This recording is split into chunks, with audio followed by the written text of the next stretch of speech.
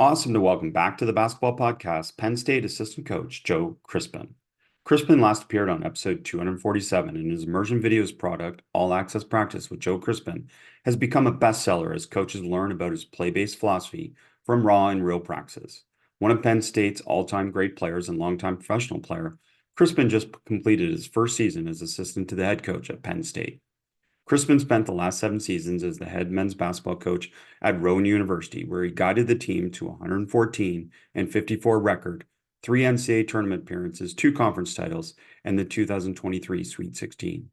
He collected the fourth most wins by a head coach in school history through his 7 years on the sideline. Crispin engineered one of the most prolific offenses in the country at Rowan, as the team averaged more than 80 points per game in each of his final 6 seasons, including 90-plus points per game in each of his last 2 years. Learn more about Joe and his philosophy at www.joecrispinbasketball.com. Joe, welcome back to the podcast. Thanks for having me. I'm excited for this, and I fortunately get a chance to talk a little bit. And what's it like to be back at Penn State now as a coach? It's home, and I like to say I'm a better soldier when I'm fighting for home. So I like to think I'm better being here than I am anywhere else. That's how I felt where I was before, but it was about this time last year that it took Mike Rhodes about a 45-minute phone call max and one question: would you be interested in coming back, for me to go, oh yeah, I definitely would be. So those things happen quickly. I think I resigned within 24 hours, and it's unexpected, but a great unexpected. And fortunately, my wife was all over the world with me, so there's not much that can surprise her, but she also played soccer here at Penn State. It made it about as easy a transition as you possibly could find when in terms of life, even though with 5 kids, nothing's easy. Nothing's easy. And you've been on the podcast before, and certainly a lot of people know your story, but former great college player, professional player, moved into coaching with a philosophy that probably now we would define as more modern, in the sense that everything that you do is focused on player enjoyment and what we would call transfer from practice to games, so that it actually helps them from a technique and tactic perspective in the games. Give us just a broad overview for those that haven't heard you before about your journey and then your place in the basketball space where you've shared so much good stuff like this. I think we covered maybe some of it before, but I think even just in the last time that we spoke here on this podcast, some things have become apparent to me that have made me pretty different compared to most people in my situation. One thing that I've often returned to over and over, I tell people from 96 to 2000, I might as well have been on a spaceship. I was not involved in AAU basketball. I didn't even know what it was. I would help out with a camp and play with my own kids. And then I was over in Europe focused on my own career. And the second thing is I've always been a questioner. I played the game in a contrary way, right? Everyone says you can't shoot that many threes. And in hindsight, I probably should have shot more. And I would say why. I was always a why person. Probably drove many a coach crazy. And I like to tell people I don't recommend living this way anyway. It's not always fun living with myself because I'm constantly questioning everything, including some of my own decisions. But those two things add up to just a different perspective, not just from a teaching component, but just this basketball world that we live in.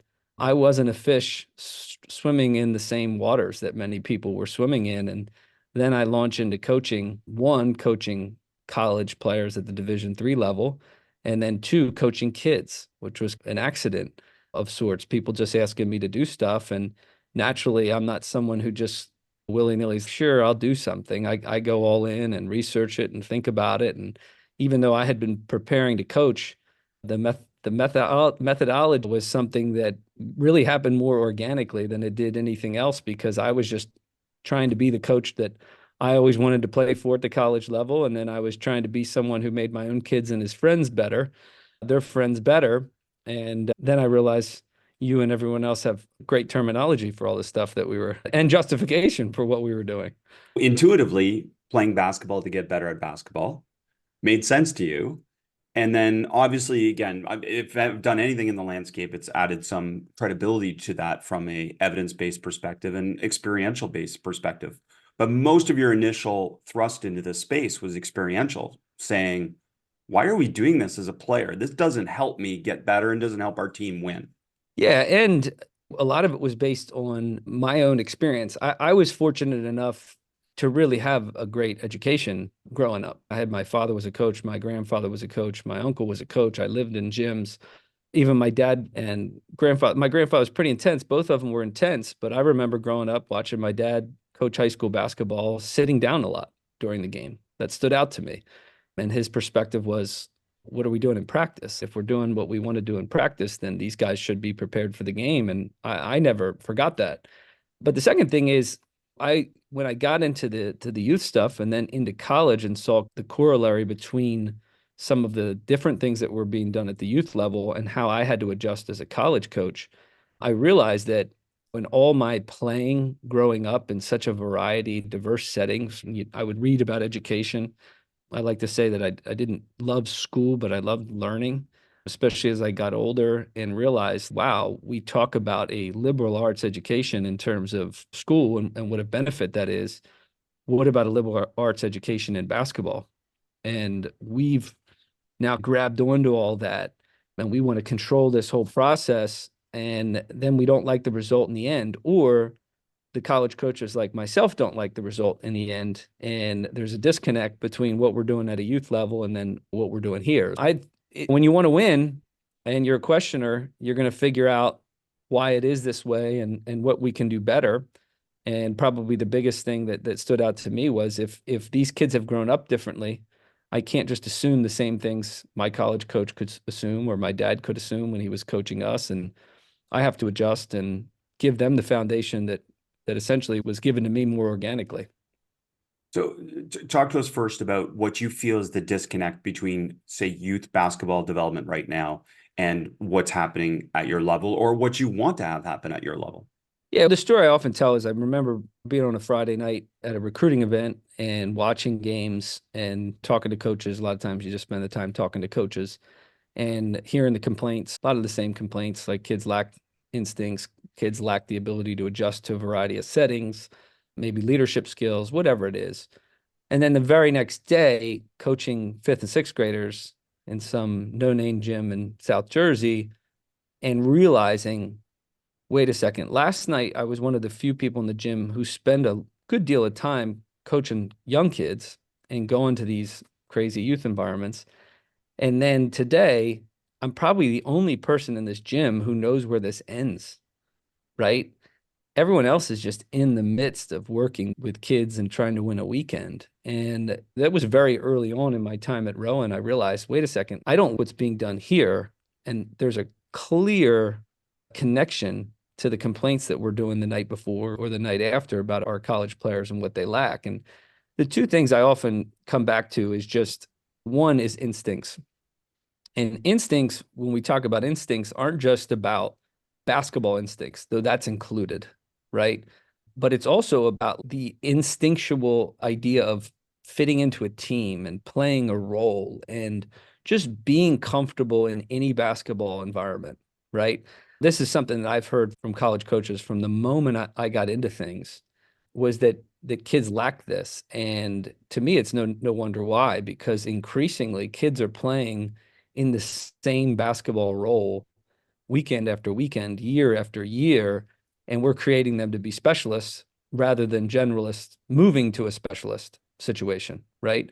So they really don't know how to be a point guard who needs to pass first one day like I did when I was with the old guys on the playground, right? If you shot too much and you were the little eighth grader playing with the guys, you got yelled at and then you weren't going to stay on the court. That's how I learned I had to be a pass first point guard. People don't realize that I actually have done that and could do that because they remember all the threes I shot. But I learned instinctively, if I want to stay on this playground, I need to play better defense and I need to fit in and make the extra pass or box out and rebound because I want to keep playing.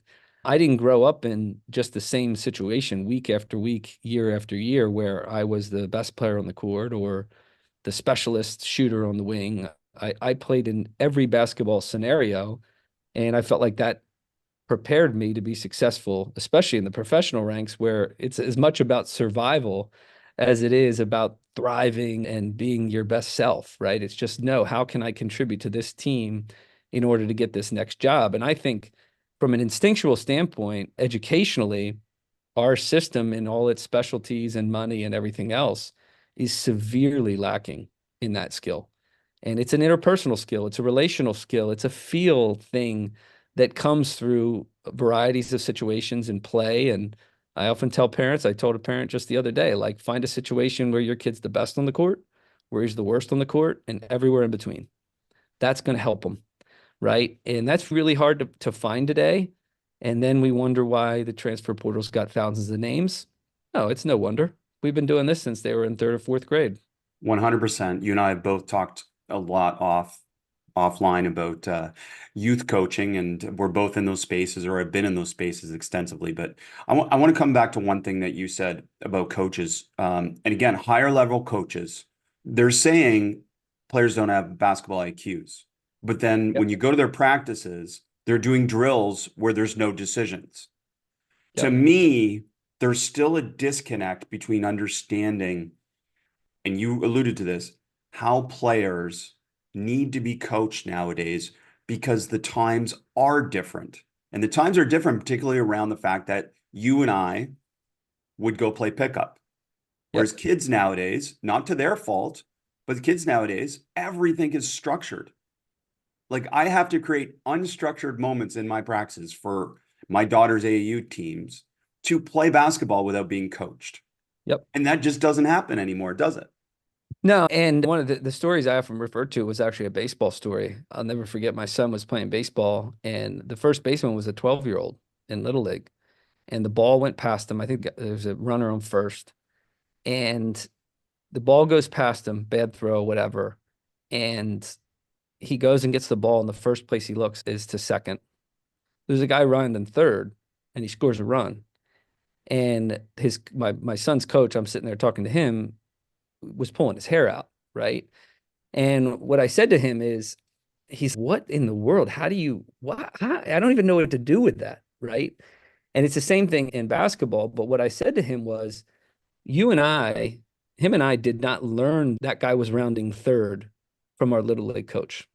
We learned that from each other and playing wiffle ball and playing pickup baseball. And probably the best way we learned it is when we messed it up in our little Kindle school playground, one of our older friends yelled at us and, yo, I'm not putting you at first base anymore if you don't know that. When they do that, you're like, whoa, I'm going to remember that next time, right? That's ingrained in our brain. Where did that happen? It happened way far away from adults.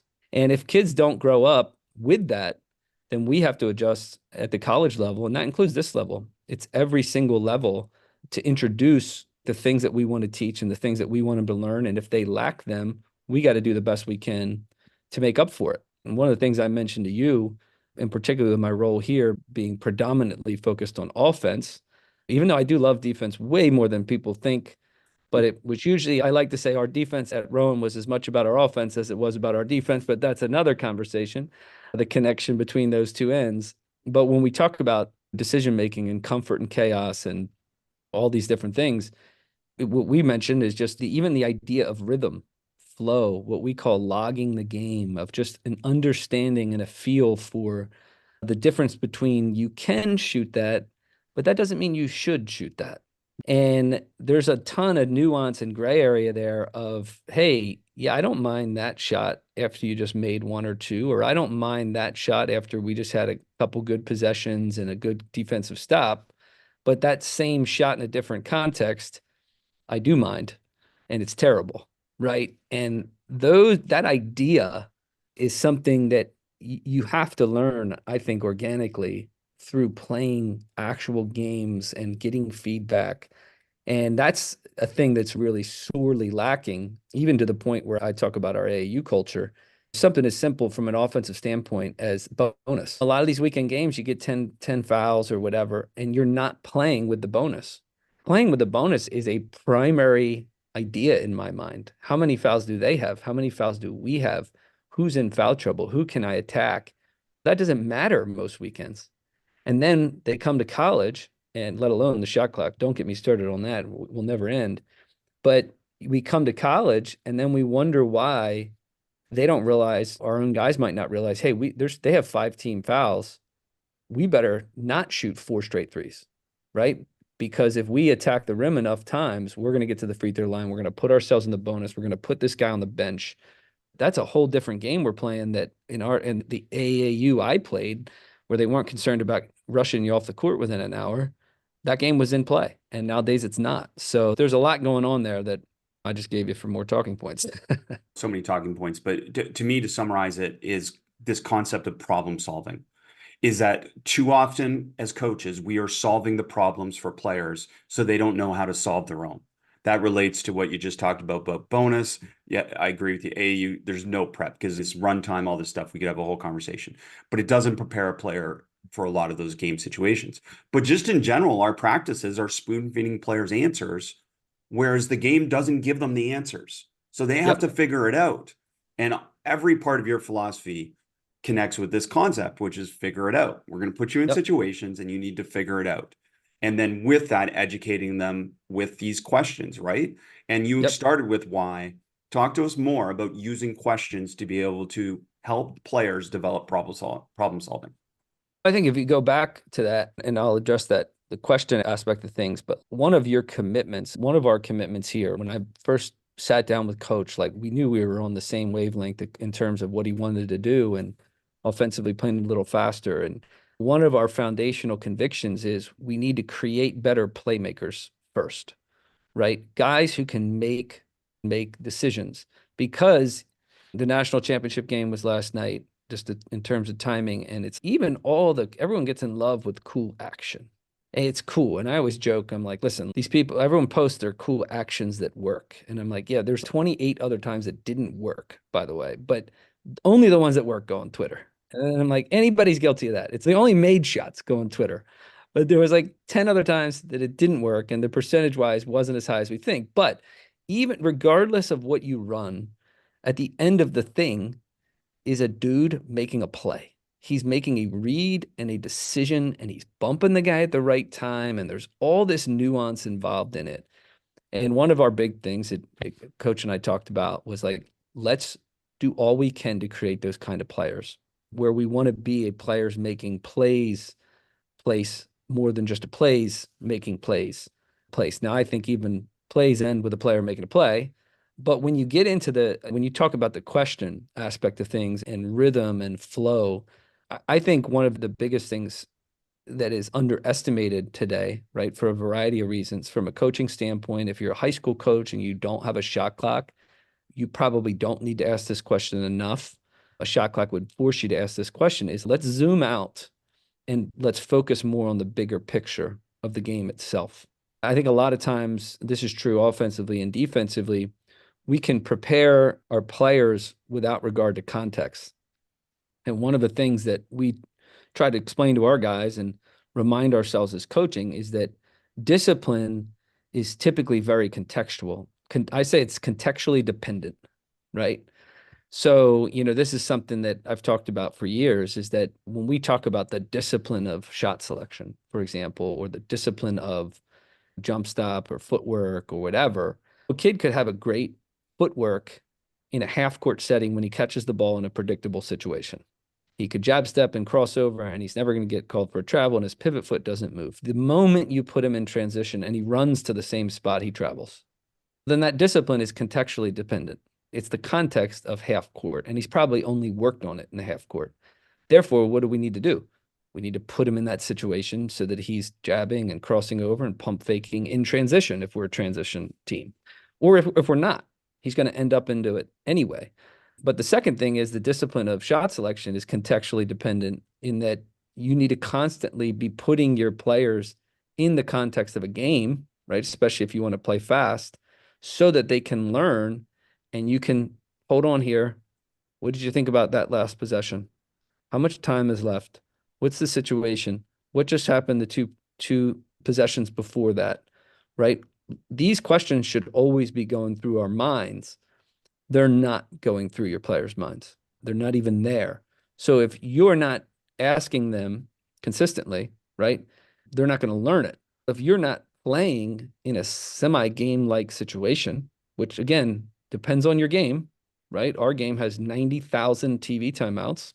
So there's another thing, like we have TV timeouts. We have stoppages of play that are completely and radically unrelated to the game itself, we have to plan for that. And we have to practice a little differently than I might at Rowan, where I didn't have TV timeouts, right? Those things matter. And then you can teach in the midst of that context. But if you remove them from the context, you can't complain when they don't apply that information in the flow of a game that's completely different than our practices. Thank you for saying all that, because one of the issues I have in this space now, this game-based space, whatever people want to call it, is I think there's too many people telling other people they're wrong when without giving them any ideas about what are actually the solutions to be able to help things be better. And what you just outlined there is a real simple thing that all coaches can apply however you practice, which is literally stopping them in context and asking them questions instead of giving them answers. And there's a ton of clumsiness in that, right? Messy beyond. And it's Yes. uncomfortable, isn't it? Yes. But it's still very coachable, right? It's still very possible. And I think a lot of times what people fail to realize is the mistakes that are inevitable, you want them to happen as much away from the crowd as possible, right? Now, when the crowd comes and the game's real and there's keeping score and there's everything being on TV and whatever, it is much harder to put up with those mistakes, understandably. But even then, we have to pick and choose our spots to say, all right, what games are probably more winnable that we can make some of these mistakes and put up with some of these mistakes so that we can become better later on in the season, right? Can I just stop you there? Because one thing that I know we agree on is, was it actually a mistake, or was it just a decision that was different than your decision that you Yes. think was right as a coach? Yes, that's right. And a lot of times that's where I think the benefit is that a good shot? And I used to do this with our guys, and we still do this with our guys here. Is it a good shot? There's usually two answers, right? One is it's not a turnover. That's one we often say. We use that a lot. I often hesitate to say that because I think it's such a secret to keeping our turnovers low. It is a shot. There's a lot we can do with a shot that we can't do with a thing that's not a shot. But the second thing is it depends, right? I don't know. Did you feel good? Did you take it with your whole heart? And if the kid says no, then I say, then it's a bad shot, period. If you didn't take that with every fiber of your being, with crazy confidence to say, yeah, I got this. I don't give a rip if coach thinks this is a good shot or not. I'm taking this, right? I live my life that way. So if you didn't take it that way, then your percentage is way lower than you think. So you're in the context too, your confidence, your feel, your flow, whatever. I'm like, all right, you took that. All right, I can live with that. And then the other part of it is like, all right, what's happened before? What's happened after? It's not the worst. Maybe it's not the best. Here are just some things to consider. So that it is a judgment. I think a judgment-free zone in some respects is good. And rather than hopping on the emotional train where that's a terrible shot. I always tell my brother who's in broadcasting, don't be that guy. Don't be that guy. Because, who said that, right? There's a lot more nuance to that. And maybe the way the game is, maybe and crazy at our level, are we in the bonus? Is there a TV timeout coming? There's a lot of different stuff involved in answer to that question. And the more you can educate your players on that, or go a step further interrelationally, oh boy, over here, your teammate just hit 2 in a row. And then you thought it was a good time to jack up an NBA 3? No, look out for your guy. You wouldn't like him doing that to you. And then most players know that. Most players realize, yeah, fair point. Can't argue with that at all. And they learn from it. Context specific, it depends. That applies to a lot of the way you coach within a game-based philosophy. And then the part that really connects for me about what you said, even about that player feeling like, oh, they felt like it was a good shot versus they weren't quite all in on the shot, comes back to psychological safety, this buzzword that exists nowadays. But it's players feel safe the more experiences they have and the more interactions you have where you co-create solutions rather than just tell them they're right or wrong. And that applies to how you coach, doesn't it? Yeah. And a lot of times, to your point, like there's not a clear answer, but the shot, I love the idea of shot selection, right? I used to always tell our guys, and still we say this here, is the only shot you're definitely not allowed to shoot is the one you're not sure about, right? Because the moment you introduce uncertainty to the mix, your percentage is going to go down. But the other component to that is like it is dependent on your style of play. There are ways there are ways to play that make your players more dangerous. And there are ways to play that and dangerous both to yourself and your opponents, right? Because you put them in an aggressive frame of mind and they're not afraid to take risks. Sometimes that can hurt you. Sometimes you can burn yourself with that, but a lot of times it's very dangerous to your opponents. It's unpredictable. And we could talk a little bit about that balance between structure and freedom. But the other component to that is where was I headed with that? Yeah, the idea is that from a contextual standpoint, it depends how you want to play. How fast do you want to play? Right? What is your commitment? Right? What is your commitment to your identity from an offensive standpoint, from a defensive standpoint? And teaching kids that, hey, this is what we say we stand for. This is why, right? Connect it to the larger picture of style of play. This is what we say we're committed to. Yeah, it might not be the best shot, but for us, it's good. It's fine because we want to play a little bit faster. Or, hey, we want to be a little more methodical. We got to set up more set plays. And for whatever reason, that's not my preference, but there's possibilities there. Or, hey, we have a great player that we haven't gotten involved 3 straight possessions. So the coach does want to take the reins in a little bit to help the players without being a complete crutch. All those things are possible and all of them are teaching, but they all relate to the bigger picture of what our actual commitments and constraints are from a philosophical perspective. From watching your Rowan practices, it really stands out and it confirms it's what my practices would look like too. And they do look is sometimes people misconstrue the way that you're coaching is not coaching. And that comes back to that question that you said, this difference between freedom and structure and that concept. But first, maybe let's just address that you are coaching and what does that look like for people that haven't seen you run this type of practice? Yeah, I think the example I often tell especially when I was running a bunch of youth stuff, I would say to parents, listen, sometimes I would write these things to parents. I would say, I could impress you more with my coaching, air quotes, coaching, in my organizational skills. I had kids in line and I got whistles and we got cones and we got order and we got this and we got jump stops and we got pivots and we got all this other stuff. And you would be like, wow, this guy is a master, right? And I've done that before, right? And sometimes there might be a little 10-minute segment. I do it just to get kids in order and get them all look focused on what I'm doing or whatever. But then I would explain to them, I'm going to work on all those same things in a very messy, contextually dependent way.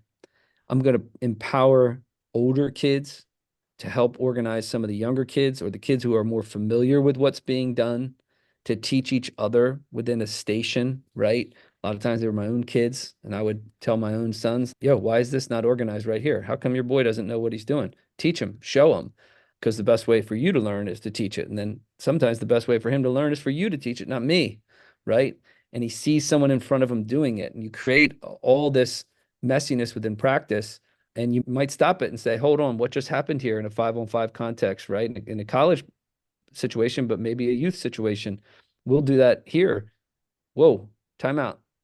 Did you like how that felt? Did you see that? That was 3 quick passes, decisions. We created imbalance. We attacked open space. You used your pivot foot. That was beautiful. So now you're reinforcing certain things. But to your point, it's harder for parents to be impressed. I actually had a parent who was a basketball girl I knew growing up, and she was at one of our camps, and the kids are going through these stations. And I was pointing out to her, like, yeah, this station's for horns reads, and the kids aren't allowed to switch. And then this kid, they got a 1-second ball clock. And then over here, this is an advantage game. And she was like, oh, wow, I didn't know that. I said, what did you think they were doing? Just running around playing? And she goes, that's what it looks like. And I said, you know what? I'm glad you told me that because I forget that is what it looks like right now. It looks like I just rolled the balls out and put no thought into these stations. I have But to say, just like from doing camps and clinics around the world, the first thing I do, and I've learned this over the years, I didn't do this at the beginning, is exactly what you just said. I give a disclaimer to all the parents and players and explain this is what you're seeing, this is why we're doing it. I just posted a blog on this, in fact, too, with an example, because they don't know what they don't know. And no. they do know what they used to do or what they saw before, which is organization drills, everything's perfectly in place. Yeah, and I think like even when we would do stations, like we would have some things where maybe it was obvious what we were trying to teach them, right? Maybe from a young kids and you're teaching them how to certain footwork on a pivot or certain jab step series or whatever. I still have room for that. But that doesn't mean what a lot of people and coaches often think, especially young coaches, is they think, let me control this process and teach them immediately.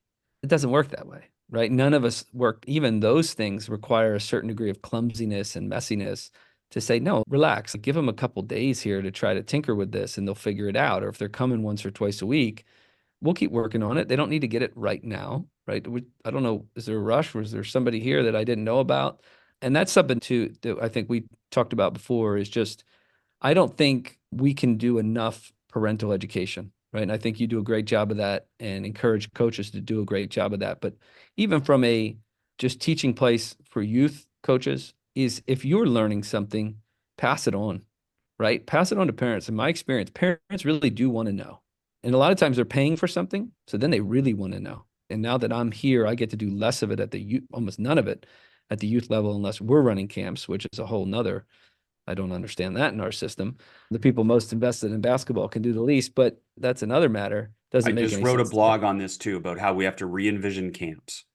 And it comes Yeah. back to the point that you started with, which is why are we doing something from 30 years ago the same way we're doing it today when kids are different? They learn Yep. differently.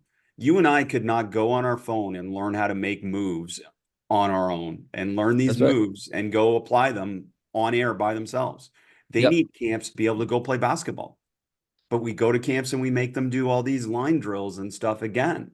Yeah, I've talked to multiple people just even this spring, some coaches and their high school coaches, middle school coaches, and when I explained what we were doing in the summers with kids and just how that was a time to play and experiment. I talked to Coach Martelli actually a couple weeks ago because he's moving on from Michigan and headed back to Philly, and he was saying all these same things of just the need to play. And then we even talked about it. And this is like a whole nother topic I think coaches are aware of, but I don't think they realize how important it is the interrelational aspect of things. When we were growing up, if we wanted to play basketball, I hopped on my bike and I rode around the neighborhood to say, can you play? I was the general manager, right? I was the president of operations and I was the coach. Say, this is what we're going to do. And I had to convince my friends of like, okay, you don't want to play basketball, but all right, we'll play basketball, then we'll play football. And then all these negotiation skills and all these different things. Now, my kids don't have that opportunity. There's nobody even, they're not even home on Saturday. They're at the dumb AAU tournament where all the adults are telling them what to do. And again, I do that. I was there. Drives me crazy, but I'm there because there's not a whole lot of other options. But that aspect of leadership development and being a general manager and organizing your guys and your friends to say, this is how we're going to play. Okay, the teams stink. Let's switch them. All these different things that we grew up. If these kids haven't grown up this way, you can't just skip those steps, right? Even when you get to our level, right? A high level Division I level, we have to help them with these things. We have to help them learn how to communicate with each other and learn that it's okay. Yeah, you disagree and you might have fought it out a little bit.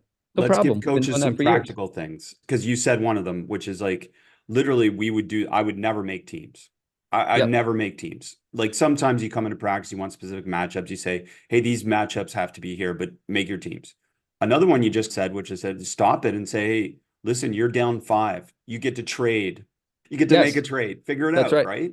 That's These right. things, they used to happen organically. They don't anymore. Can you give us some more examples of things like that you used to do within your practices? Yeah, I think making teams is one. I think something as simple, let's just take a couple interrelational things. Like one is particularly at Rowan when I first got started and we were trying to build the program, our second year was really tough, like really tough. I brought in probably 3 Division II transfers. A couple of them at least were not in love with basketball anymore. Like they were just burned out already after all this stuff and they had a negative experience. They didn't even know if they wanted to keep playing. Our practices weren't always the best. And I always believed that there was a gap between what we wanted it to be and what it was. And what I realized in that season in particular was that all these kids were looking to me to constantly fill that gap. And I meant emotionally, technically, all of it. It was like there's a gap between we say we want to win a championship and this is where we are. Whose job is it to fill that gap? I grew up even at this level and playing at Penn State or in high school, I had a really strong coach, but there was still a ton of just yeah, this is our team. This is us, right? And if it's not good enough, then we're going to make it better, right? And if I use the example like at Penn State when I was a player, we would organize pickup. And if somebody was jacking around, I'd send them home. Get out of here. We're not playing with you. We'll pick up this high school kid from the IM before we play with you because you're acting like a jerk today. We'll call you tomorrow. Kids would be mortified to do that today. They might not even know how to organize pickup, right? The making teams, the calling of fouls, right? Think about the simple act of calling a foul in a playground. That is when these kids don't understand that today, but a lot of times they won't call fouls because it's like they're afraid that somebody might object. Yeah, that you got to put up a fight for yourself to say, no, I'm not calling every foul, but that was ridiculous. And we're not going there, right? There's an assertion of your will in that moment that I don't know how you learn that any other way. But to return back to that Rowan gap is I remember saying to our key guys after that season, we wanted to win it. They wanted to win a championship next year, right? Both of whom are in coaching right now. Rob and Nick DePersia, great leaders. I said, listen, one of the things I've realized, I'm reading books about it. Why is this the way it is? What is going on? I'm only 3 or 4 years into coaching, period. And I realized you have grown up with all the adults in the room filling the gap. I did not grow up that way. So I'm looking at you like, why don't you fill the gap? If practice isn't good enough, you want me to constantly hoot and holler? I'm just going to be exhausted and we're not going to win that many games anyway. So that's not how you win a championship. And I remember when I explained that to them, they were like, okay, I got it. I said, you need to be gap fillers. If you want to win the championship in the game and the emotion's down and we're on the road, you have to be the one to fill the gap, not me. That's not how teams win championships, right? Players win in those moments. Players gather around their teammates in those moments. I can I can help you, but if it's all me, I'm going to be exhausted and we're probably going to lose. And they embraced that. And as a group, they embraced that. But the key to that was I had to leave the gap. I couldn't just constantly fill it. And the temptation when you're in a high pressure situation and you feel a sense of urgency is to constantly fill that gap. And that's something as simple as, do you want to run this back in practice? We just played a 4-minute game, white one. Do you want to run it back? Yes, we want to run it back. Same teams? Yes, same teams. That gives away ownership. It's a simple little thing that can make a big difference in the competitive atmosphere of your practice. Another one is as simple as saying, and this is what I would do in practice. We would just say, is this good enough for you? Remember where you want to get to. And this is more of like an intrinsic motivation thing of let's clarify. You said you wanted this. You said you wanted to win a championship. You said you wanted to turn around this program. Is this good enough to achieve that? Right? If the answer is no, then what are you going to do about it? Right? Because we could just call it a day, or you could turn this around because it's going to happen in a game. We're not going to have it that day. There's another philosophical thing. Don't just prepare for the way you want things to be. Prepare for what will happen. So I don't want that kid to shoot a step back fadeaway necessarily, but he gets the ball with 4 or 5 seconds left on the clock. He's going to shoot a step back fadeaway. We might as well practice that move. We might as well play one-on-one with him in that context. And it goes back to all this experiential stuff. And self-exploration and the different parts that really, again, connect joy to playing the game, which is something that I know you value. And it surprises people a little bit, but one of my biggest challenges with AAU and the system that I am seeing within youth basketball experiences for my daughters is actually the lack of structure on the court. And Yep. people would think of you and I as, oh, just let them play, but that's not who we are. Like structure gives them freedom. Yep. Now, a lot of people it's structure and don't do anything different. You just have to run that structure. But for you and I, when we talk about structure, it actually is a platform for freedom. So talk to us about that. Yeah, I think that's a great point. We talked about there's varying degrees of structure based on what you want to teach kids, right? I think we talked about this before in terms of language learning. That's the same dynamic all the way up through the pros or this level at a high Division I level with some really good playmakers or players.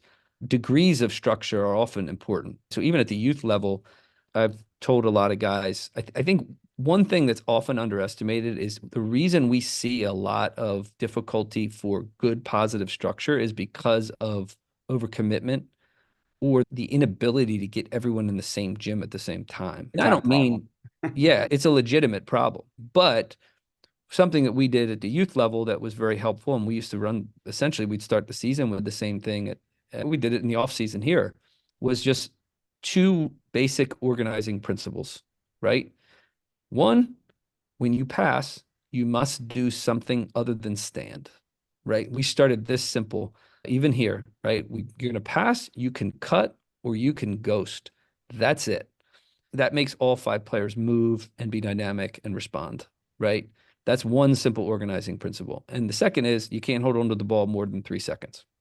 That puts a certain amount of structure into a very playmaking environment, right? In what I would often tell people is I could take any 10 individuals right now, introduce those two principles, those two constraints, and you would think we're running an emotion offense because we are. Because But those are principles of play that they have to yes, adhere to no matter what you're doing. So it supersedes anything else, right? yes. But to them, they have a ton of freedom. I could set a Yes. ball screen. I could go screen. I could cut away. I could cut towards the ball. I used to tell you, you could spin around in circles for all you want. You just can't stand. And what we would do in practice is if you stand, and again, we've done this at this level, if you stand, it's a turnover. Boop, blow the whistle, turnover. That's still a minimal amount of structure that can lead to a great amount of freedom and great problem solving and great skill development and all these different things. I still think on the other hand, if you can have kids in the gym enough times, something as simple as a circle motion offense at the youth level is super helpful. Like almost it's like a modern day flex, right? I didn't love the flex offense in high school, but we didn't run it, at least when I got to high school. My friends would say before I got to high school, it was very restrictive because coach was like, you're going to do this and that's it, understandably, because they weren't very good. But then we got a ball handler and then I could freelance a little bit and then we could make reads within that structure. That's a great way to learn language, off ball movement, when to cut, when not to cut, when to curl, how to read screens. That as long as you're not too rigid with it, as long as you're not like you have to do it this way only at the same time, if you give them that base and then teach them the reads off that base, now you're teaching. Now you're using a structure that promotes freedom and decision making, but it also promotes like the things you want them to learn, right? Being better movers off the ball, and there's going to be clumsiness in that, right? It I also back gives cut. them a spacing template, which is the most Yes, important part, right? that's right. And That's just right. give you a quick example. Teach flex, sure, memorize the pattern. And then I would tell them, okay, now let's never run the pattern. Yep. Yep. That's right. And they know an offense and it's adhering to your principles of play. The other part, just to want to quickly connect for people. When you give them those principles of play, those two things, now as a coach, you are freer because you Yes. are coaching those principles of play. You're not trying to coach 1,000 things. You're coaching those principles of play. Talk to us a little bit about that process. Yeah, and that's something that we've really actually honed in on this year at Penn State, right? One, we created, and Coach was great on this of just creating a shared language, right? Which is really important. That's an underestimated thing. That's something even I underestimated as a coach that I've learned a lot from him is creating a shared language so that when we tell you we want to look for something, a specific action, let's say, or a cut or off our ball screen, we set a ton of ball screens. We would say, hey, based on how they're going to defend, we want as many of these kind of cuts and whatever, these kind of actions as possible. We weren't overloading them with 10 different options. We were saying there's 2 different options. That's it. We just want these 2 options within your brain. The base of movement is already there, right? But the options based on what the defense is going to do are now just there's 2 things in your brain and you need to apply these 2 things. And then we would hold them to that standard, right?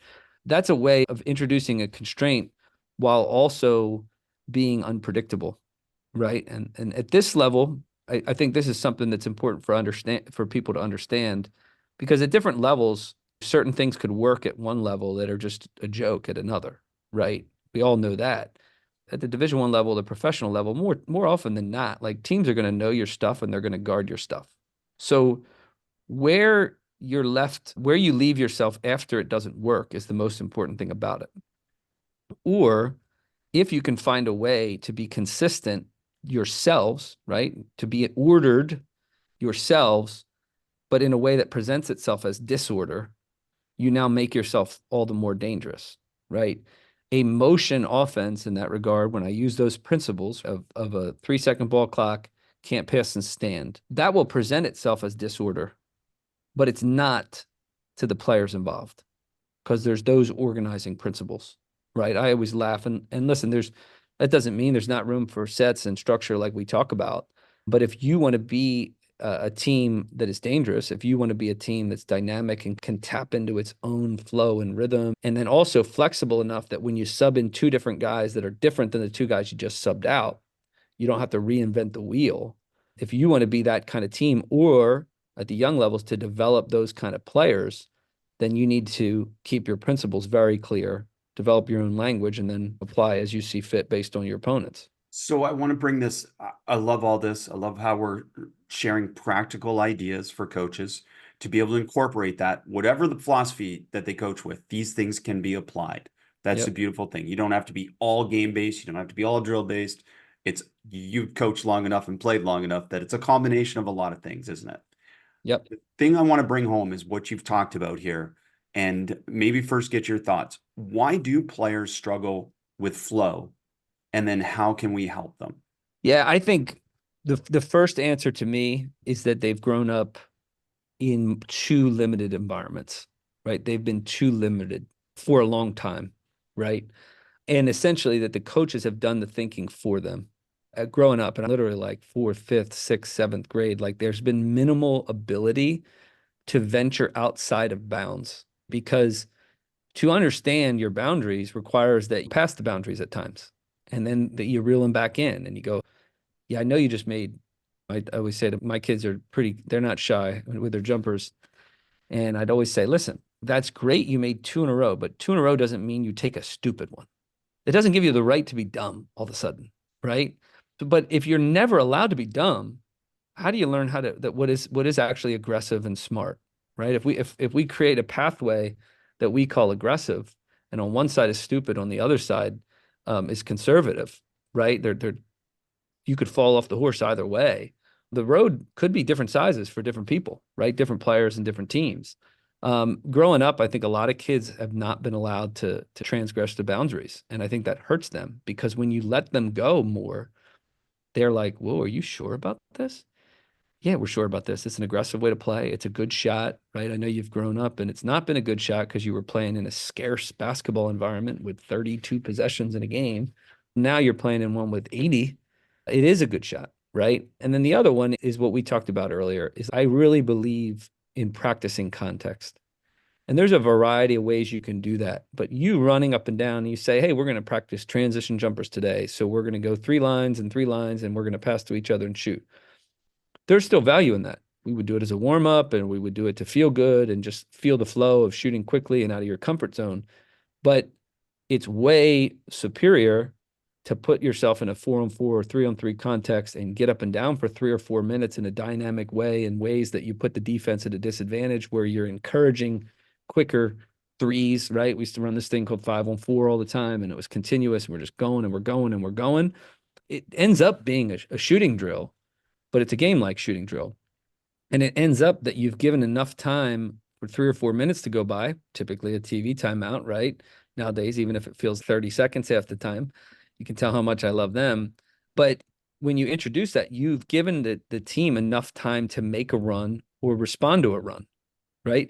We often say that basketball is a game of runs. Then we never practice runs. I never understood that, right? It was like you're saying it's a game of runs, but then we're just practicing as if it's not, as if it's just you step here. And then the run is, oh, we stopped them once or twice and we scored once or twice. That's not much of a run to me, right? That's not a game-changing run. So you have to practice that context, and you have to practice coming back, for example. You have to practice building a lead, practice responding when your lead is gone, because everyone says, oh, they blew a lead. I'm like, not usually, right? Maybe in the last 5 to 7 minutes of a game, but if you have a 20-point lead and we had one earlier this year, we had a 20-point lead and there was 30 minutes left. No, no, you don't blow a lead that way. That's the way basketball works. The teams are going to come back. They're not the sisters of the poor here, man. Yeah, we have to learn how to respond to that without getting tight, for example. All those things are involved in, or should be involved in your practice planning. And that goes back to a point you and I have talked about before. If we're practicing for a game, then we have to really think about the context and the reality of a game.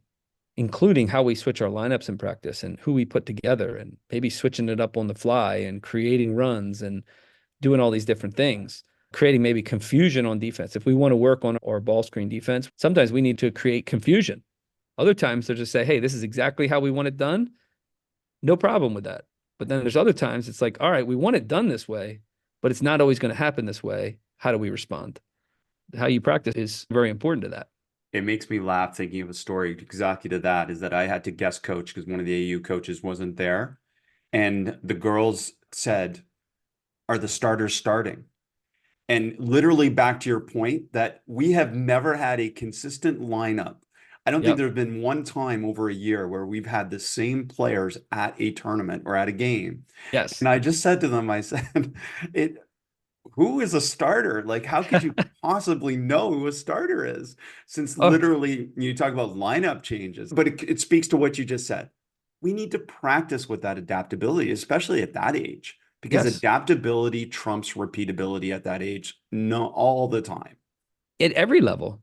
If ever you're going to go small where there's foul trouble, I hope we've done this in practice at some point. So guys have actually played together. That's true at every level. That goes back to where we started today, Chris. I remember talking to a dad one time. A kid was maybe in 6th or 7th grade, and it was a new team or something, or I don't know what it was, but good little player. And he was like, this isn't a good fit. He's not able to play his game.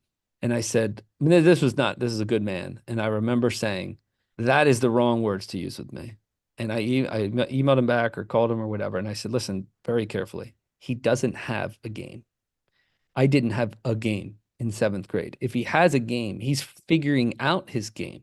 You don't want him to have a game right now, because if he has a game, one game, that's all he is for the rest of his life, right? That's a problem. I hope he can go to high school and have one kind of game his freshman year and then develop it a little bit more his sophomore year to his junior year, his senior year.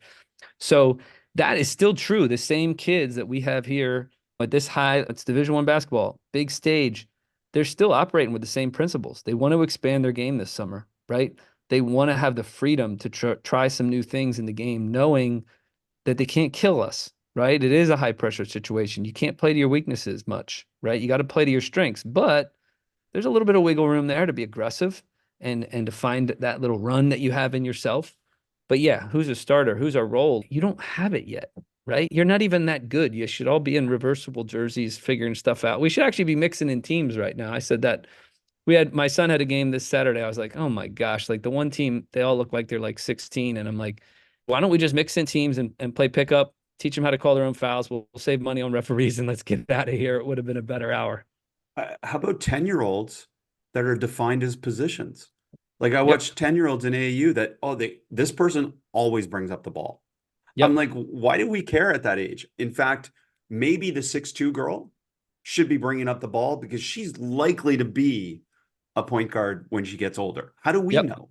And everyone Well, playing every spawn and adaptability. We don't mean positionless. They can still have structure, but everyone should play different spots within the structure instead of falling into, as you said, I love that story, your game.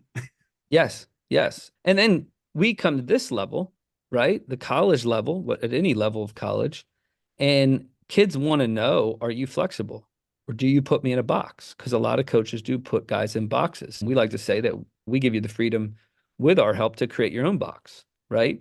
The reason people are on guard for that is because they've been on guard with that since they were in 5th or 6th grade, right? Put in a box, put in a box, put in a box. Players, they're not afraid of a role, but there's a difference between a role and then a really tight, constrained box where you can't deviate from it at all, right? You're the shooter, and if you dribble, you're in trouble. That's not really helping the shooter develop. It's also not helping the other guards develop because I remember seeing youth game where, the two kids who hit puberty had 40 points, and then the guards who actually were really good weren't allowed to shoot because it wasn't going to help them win the game. Well, 4 or 5 years from now, or it's probably now because it was probably 5 years from now, those same kids, if they weren't allowed to shoot, are getting cut. Their careers are over. But the ironic thing is, even at this level with transfers and freshmen, and they want to know, can I actually develop my game? If I prove to you that I can get good at something, people always ask me about player development. I'm like, the number one thing about player development is, will you allow them to do it in a game? If they get good at it, will you allow them to do it in a game? If the answer in those players' mind is no, Coach will not deviate. He will not allow me to prove him wrong to a certain extent. Then he's not going to work on it. He's going to look at you like, why would I practice this? You're not letting me do this.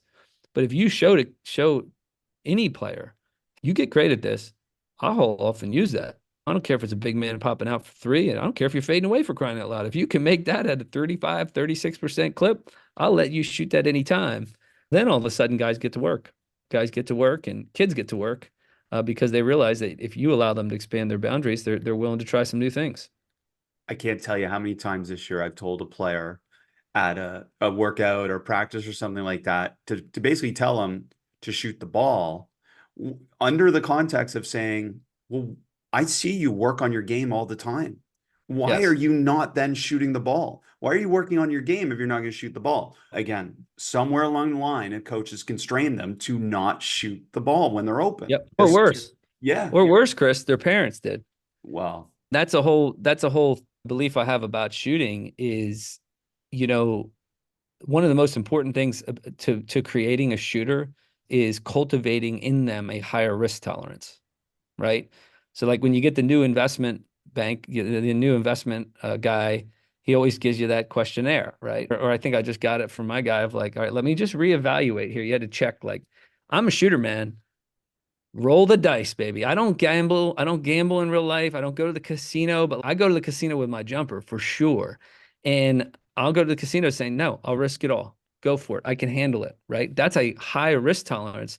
It doesn't have to be, because if you're educated, the three's worth more than two, your feet are set. Even when we talked about shot selection earlier, the other qualification we make is a good shot is not just one you practice, but it's one over which you have the most control. You control the most variables. This is an underestimated thing because at the youth level or the high school level and any level, they go, I'm close to the basket, therefore it's good shot. No, there's 3 different people, there's 8 different arms, there's so many variables that are coming in. And then you're at the 3-point line and you're open and your feet are set. That's got a better chance of adding up to more points than the one around the rim. That's an educational thing, right? But in terms of all those dynamics at play, it's at every level. It's at every level. And coaches have the opportunity to empower and that to parents, right? I would say to parents, if you're a parent, pay attention to how much it bothers you for your kid to miss.